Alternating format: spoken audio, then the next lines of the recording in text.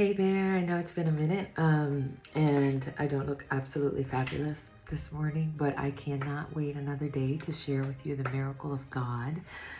You know, if you're waiting for a breakthrough in your life, this is a testimony to how God hears our prayers.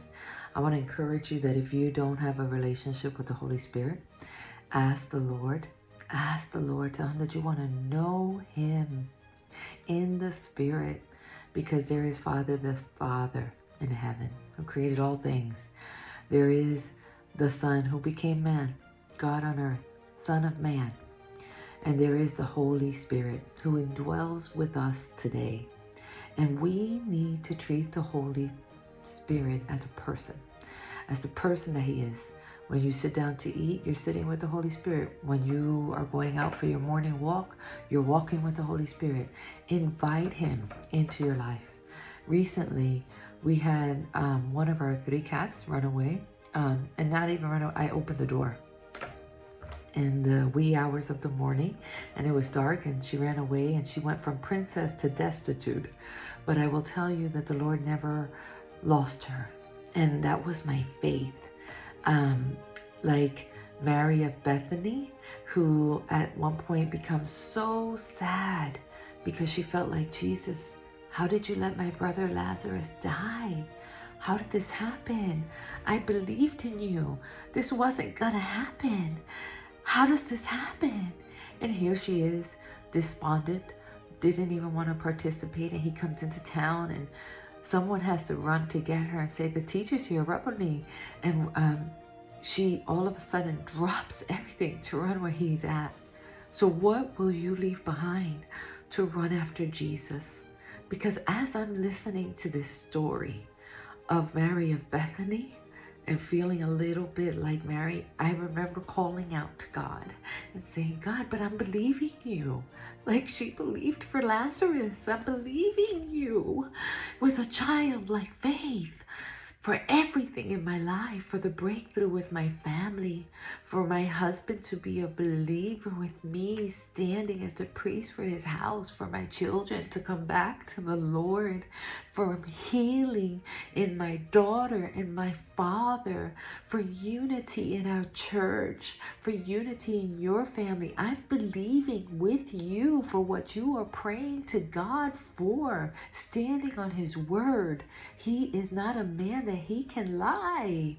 And what happens at this moment that I'm crying out to God about, but I'm believing you? The cat, who was gone for 25 days, comes back, prancing into the garage, dirty, no collar, but not a scratch on her body. But God, only God. So I share that with you today, that you would be encouraged. He has a plan and a purpose. Will you believe him for what he is about to do? Would you believe him for your parents' healing? Would you believe him for your marriage? Would you believe him that he has created you to be above and not beneath, to be first and never last? Believe him to transform your life. Invite the Holy Spirit. That is my message to you today, because after 25 days gone where we had looked everywhere, neighbors who we didn't even know dropped what they were doing to go out with their children and look with flashlights in the woods for 25 days. Like he did this, that we would know that he is God. And ultimately, the cat returns on my husband's birthday weekend. My husband, who lived his 79 years as an agnostic, grew up Catholic, and life gave him many attributes of an agnostic. But while the cat was gone, he actually prayed.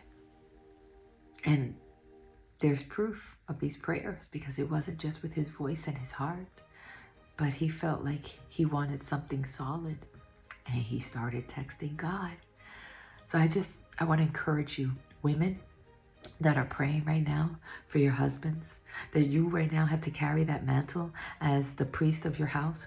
Do not get weary. The Lord has a plan for you. He is watching everything, and He is with you. He's with you today. So my prayer for you today is that you would encounter the Lord in a fresh new way, that you would recommit yourselves to the Lord, because His word tells us, and I'm just going to read a bit of Psalm 1. Blessed, happy, fortunate, prosperous, and enviable is the man who walks and lives not in the counsel of the ungodly, following their advice, their plans, and purposes, nor stands submissive and inactive in the path where sinners walk, nor sits down to relax and rest where the scornful and the mockers gather. But his delight and desire are in the law of the Lord, and on His law, the precepts, the instructions, the teachings of God, he habitually meditates, ponders, and studies by day and by night.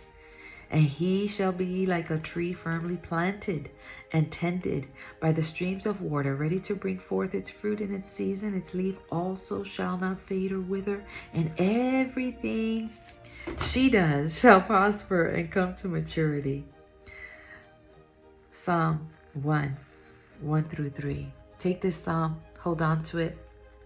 For you, for your children, let's believe God for the miraculous. Let's believe God with a childlike faith today. Let's believe God for the breakthrough that you're expecting, because He is God, because He alone can do it.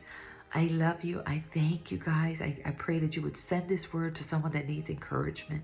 Send this word to somebody that says, I'm agnostic because I don't believe. I don't say I believe, but I won't say He doesn't exist.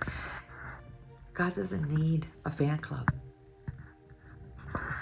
Our job is to share it.